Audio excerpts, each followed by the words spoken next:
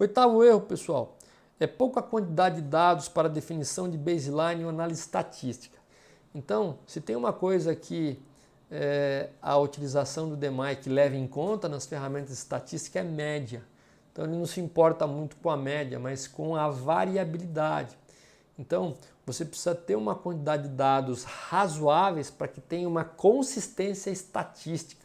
Muitas vezes a gente vai ver média, a gente vai ver desvio padrão, vai ver intervalo de confiança da média.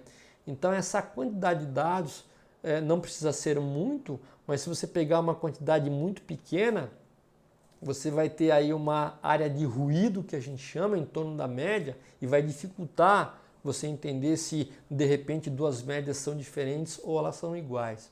Então, muito cuidado em relação à quantidade de dados para que você possa definir aí o baseline do seu projeto ou para que você possa tomar alguma decisão. Então, eu tenho uma tabelinha que mostra mais ou menos quantos dados que você precisa para calcular uma média, entre 15 e 20 dados. Quantos dados você precisa para calcular um desvio padrão, entre 25 e 30 dados. Quando você vai fazer uma carta de controle, entre 25 e 30 dados, o CEP. Quando você vai fazer um histograma, por volta de 60 dados. Aí tem outras ferramentas um pouquinho mais chatinhas, que somente quem fez Greenbelt tem o conhecimento, que é o Boxplot, né? A caixa de dados, no mínimo 20 dados. Quando você calcula a CP/CPK, que é a capacidade, quando a variável é contínua, mensurável, de 40 a 50 dados.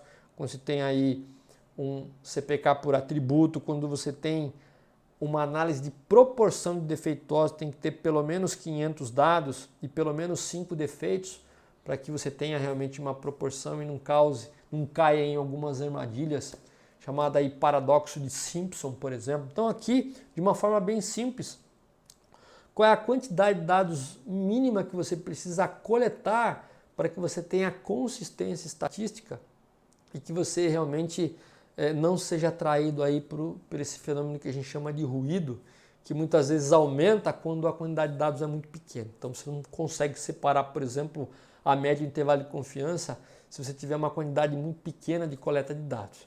Então, de uma forma simples, as principais estatísticas estão aqui que a gente utiliza e uma quantidade de dados razoáveis para que você não caia em algum tipo de erro.